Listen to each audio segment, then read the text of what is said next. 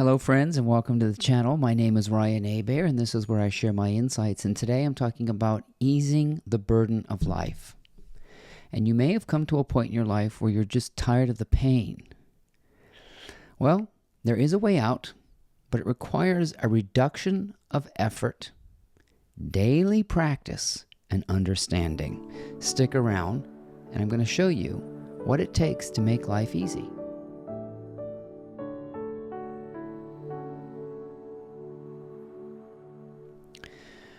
I, like many people, had to come to a realization that I could no longer suffer. It wasn't life that was a burden. It was the pain that was a burden. I was suffering all the time. And I had this low-level unease in me wherever I went. And I began to feel this in my mid to late 40s. I'm now 50. And I realized that when I was supposed to be relaxing, I was stewing and worrying. My solar plexus, my abdomen was filled with butterflies and disgust, and it was just this tightness in me. I can remember coming home in the middle of the day. I was a college professor. I'd come home in the middle of the day for lunch, and I wanted to take a little 10-minute nap because I was exhausted from being uneasy all the time. It was wearing me out. And I would lie down on the couch for just a 10-minute cat nap, and my heart would be thumping. And I would think to myself, I'm just lying down. Why is my heart thumping like that? Of course, my mind was racing too. And I believed that keeping the future alive was helping. I had to be sure I didn't forget anything. I had so many responsibilities. I was department chair. I had 2 jobs. I was married at the time, helping my husband go through immigration process, the whole bit. I had so many things to be responsible for. And just maybe in the last 4 years or 3 years, I had enough. I mean, you get to the point where nothing eases your pain. Nothing anybody says, no change in circumstance, no alternate location. You can't even go on vacation and totally feel relaxed. The only time I felt relaxed was perhaps maybe when I was drinking. That was the only thing that would ease the pain, but it was still accentuating the pain. It was covering up the pain. It was never dealing with the pain.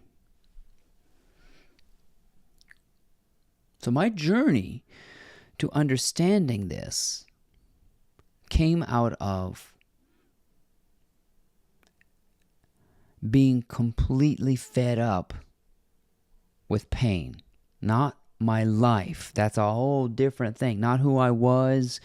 It wasn't about what I was doing. It was simply I had had enough of the pain, enough of the fear, enough of this accentuation of separation.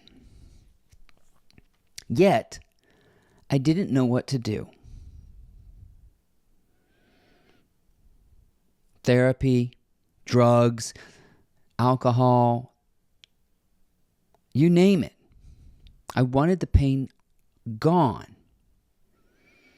I wanted to feel easy. I just was done with it. And that's the first step. Wanting it to go away and realizing it's not going to be a quick fix. The bad news to this is that it takes a while, if you want to consider it bad news. But it could be your new focus. If you're trying to ease the burden of life and this feeling of anxiety and pressure and too much suffering, you're in for a process, I want you to think more long term in this thing, because it takes practice. So what I'm going to do is I'm going to relate it to music, because that's how I spent my life. I think your life is like a piece of music. So I'm going to talk to you about how I work with training musicians and how I had to work with myself. When you're playing the organ, which is what I do, and I've talked about this before, when you first start, you have to use both hands, both feet, toes, and heels. You got all these buttons, all these keyboards, the whole thing. When you first start, it's overwhelming. You don't know anything about the instrument. You don't know anything about how to play it. You got to learn how to read the music. You have to learn how to interpret the music. I mean, and on and on and on and on and on. At first, playing the organ, classical organ or jazz organ or any musical instrument, if you approach it like this big universe, that's what it feels like. It feels like me and the universe. That's what life feels like to a lot of people. And when you work with students who are playing the organ for the first time, they are like blocks of rock. They don't know how to move their body. They don't know how to move the refined parts of their body. They don't know how to read the music. I mean, there's so much you have to teach a person to get to the point of proficiency. So if you want to learn how to do that, you have to do little bits at a time. You have to get into the education of it. You have to practice. So the whole years and years and years and years of learning how to be proficient on a musical instrument is basically, I'm summarizing this, but it's basically how to make it not painful. Okay? Now, that's because we apply too much effort to something we feel so daunting. You know, when you first start playing a musical instrument or learning how to read music, it is overwhelming. Now, it wasn't overwhelming for me because I loved music. Love sustained me through all the torture of how to learn, like trying to learn how to control a 747.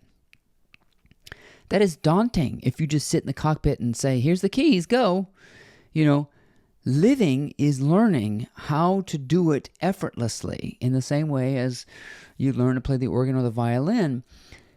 And to be at a very proficient level, it's hours and hours and hours and hours and hours of practice. You trust the body. So learning how to live is to trust everything. And to get your skills to a refined point where basically you, the separate entity, are gone. It's kind of like, I've talked about this before, but it's like that scene in Billy Elliot when the examiner asks him, Billy, what does it feel like when you're dancing? And he says, I don't know. And he has to pause. He says, I just sort of forget everything. I feel some change in my body and I become electricity and I'm flying like a bird. To get to that point, you have to love it. So you have to come to a point where you fall in love with just living, just being alive. Okay? So if you don't like being alive, there's a problem. Then life is really burdensome. It's like your mother trying to make you play the piano, or in my case, my mother making me play sports. I hated it. I hated playing sports. I had to find something I loved. Well, everyone must come to the point where they are simply in love with life, with living, breathing, and being. If you haven't brought yourself to those basic, if you don't love being alive, this is a problem, because it's like somebody's forcing you to play the piano and you don't want to. Well, you don't have a choice. You got to go back to the basics and say, how can I fall in love with just being alive? Because that's what sustains you through the education of it. And then you have people who haven't developed any technique. They don't have any coping mechanism with it. So I've had friends who play the piano and they have tendinitis because they've applied too much tension to playing the piano, which should actually be very easy, and your wrist should be loose and your ears should be open. So it's like moving inward to the immediacy of refinement. It's the application of practicing. You have to, what I tell my students a lot of times is build in the ease. That's your spiritual practice. I'll say it again. Build in the ease. And you practice with the small stuff. I've talked about stoplights and traffic and standing in line to the supermarket, waiting on the phone for a customer service representative. You must notice when you go and clamp down on it, because that's causing pain. When the practice is to build in the ease and the small stuff. And you build a little energy field of comfort. You radiate ease. You say, oh yeah, this is another chance for me to practice my scales. Whatever. Then life becomes a fun practice. You have to fall in love with life first. And I'm not talking about life as in where you live and who you are and who your brothers are and your mother and your circumstances. I'm talking about life just breathing. You have to practice. I talked about this maybe last time. Get back to the basics of breathing and love how easy that is. And try to ease just breathing. So you got to ease into it and learn how to practice. Now, to really get to upper levels of effortlessness, you need education, and you are doing that right now. You're watching, I'm instructing in a way, trying to guide you and encourage you to practice. So your life is a spiritual practice. That's your priority. How do I see how much effort, or how do I look at effort the way that a lot of people look at a musical instrument at the same time? Sorry, that doesn't make any sense. How do I look at effort through a lens of approaching a musical instrument for the first time? Daunting. This is daunting. And everybody wants a pill form to be free from the burden of life. Just pop a pill, swallow some alcohol, make the pain go away, boom. No. This is a journey. This is a fun process. And you're going to read books, just like me. The Untethered Soul, The Surrender Experiment, The Power of Now, The Power of Positive Thinking, anything in the spiritual section. Start reading.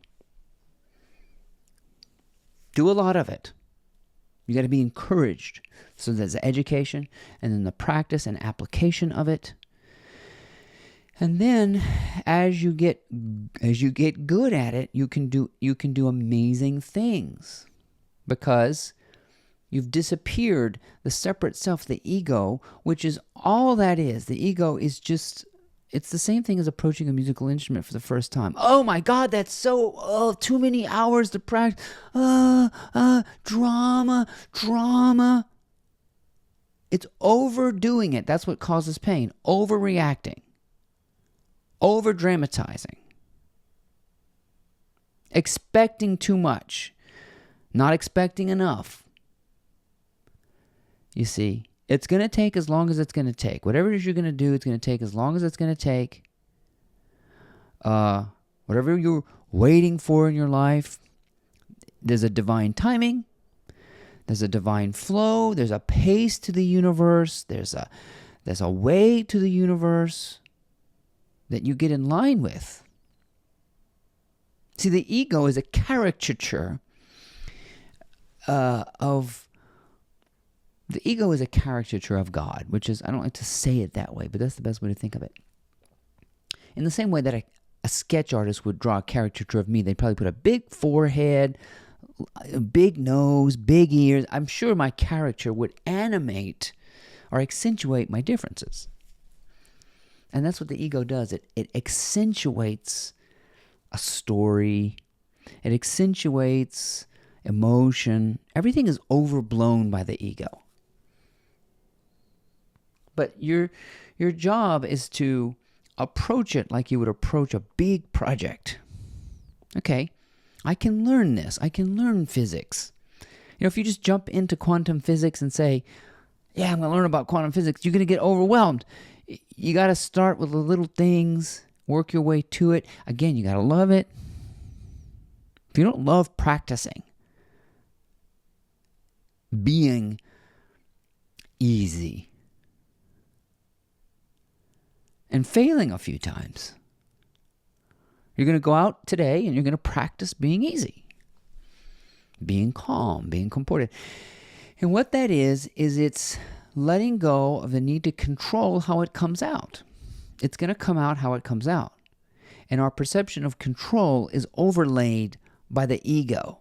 It thinks it's controlling what is. But what is what is. And you learn to just sort of get in touch with that timing, specificity, everything like that. You get in line with yourself and you make it easy by not overthinking. And playing the pipe organ, a grand, complex instrument, is complicated if you overthink it. But the first thing I'm going to do is show you how to turn it on. Oh, here's the switch. Check. First thing. Number 2, I'm going to show you how to put on your organ shoes. I'm going to show you how to read the music. Okay, I'm ready for it. That's my spiritual journey. To take this big, overwhelming thing, that's what it looks like, and reduce it to small steps, to smaller and smaller and smaller and smaller and smaller. I'm going to build in the ease and the fluency, learn how to read the music, learn how to tell when my body is barking back at me. So pain is an indication of too much effort. Pain is an indication of drama. Too much drama, too much urgency, too much, I got to be right, too much winning and losing. So there is a refinement to concentration. A lot of us are under the impression that concentration is force. But concentration is a dilation, not a constriction. So if we think concentration, like, and we learn this as kids, we think our teachers say, concentrate! And that actually clouds the mind. Concentration is a dilation, an ease, and an extreme attentiveness that is alert, joyful, comported, and spacious. And that's how you can play a Bach prelude and fugue. But it's lots of time and practice on little small things. And then the tempo, you can increase the tempo, but you can't increase the effort. You see, you have to keep the ease in every single stage. And so that's what a spiritual journey is learning how to keep your cool, keep your ease, as you are brought to various and sundry difficult situations. And to recognize when you're applying too much effort. How do you recognize it? It's called pain. It's called nerves. It's called unease. And you begin to recognize, oh yeah, I'm applying too much pressure to the brakes, so to speak. I'm applying too much pressure on myself. I'm not really in this groove of effortlessness.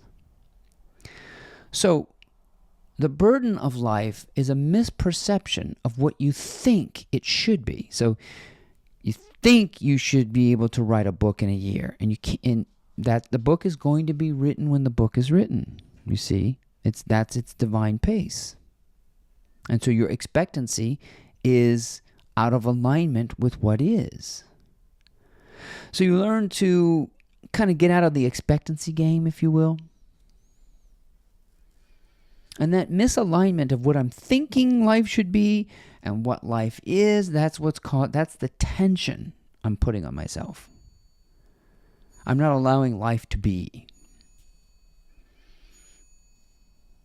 So, the burden of life is a story about how it should be. Oh, this is hard, it's too much, it's over. So it's just this big thing when it's more intimate than that, more effortless than that, and ultimately more easy, but you got to practice. I want you to write on your mirror in a little sticky note, build in the ease. My personal trainer, his name is Isaac. I love him to death. He's so wonderful. He's helping me when I'm under the bar doing squats. I think, oh my God. He's like, easy. Do it calmly. Let the air flow. That's what's going to help you, is to be calm when you're doing weightlifting, because then you can think of your wrists and everything. You can use every single refined muscle with just your awareness. Your body will do it for you. If you don't clamp down on it, there is use of core. I mean, you can allow more of the body to respond to weight training if you get technical and calm with it. So there is a parallel here in thinking, I got all this stuff, and you don't. What you have is to recall the sense of ease. And realize that burden is the application of overblowing it, overdoing it, making it heavy, rather than technical and present. So remember, concentration is a dilation, a relaxation, an ease of the body, a space, a pause, whatever you want to call it. It's an expansive awareness, not concentrated, if you know what I mean. Pain is an over-application of thought.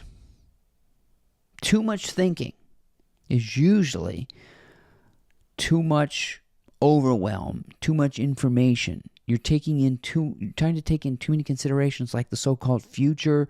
You're feeding your mind with all this garbage. It's a reductionist approach that takes practice, education, and understanding. So I've touched on a lot of things here. But your new life is going to be to fall in love with living. You have to fall in love with the basic living stroke, the breath. If you don't like being alive, this is not going to be easy for you.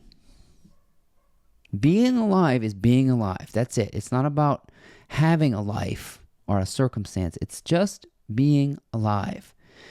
And you got to get back to that, the breath, and appreciate just how easy it is to breathe. And then from there, you build outward. So, like if you were going to learn how to play the organ with me, I'll show you how to turn it on. That's what these videos are, just like little basic things. Most of this is homework. You're going to do all this on your own. The easing of the burden of life is a long process, but it does become effortless if you've practiced. Have you practiced your scales? Practice being nice. Practice accepting. Practice understanding. Practice forgiveness. Little things will add up, and you'll just find more ease and more ease and more ease and more detachment from the ego, which just overblows everything. Turns it into a big, painful thing. And it doesn't have to be. It's like that wonderful George Gershwin, Summertime, and the living is easy.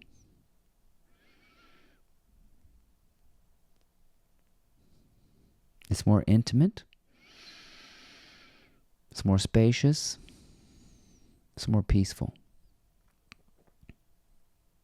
And I think you're on your way. My name is Ryan Hebert. I thank you for your time. I hope you found these insights helpful. Please check out my blog, mymorningmotivator.com, and we'll see you next time.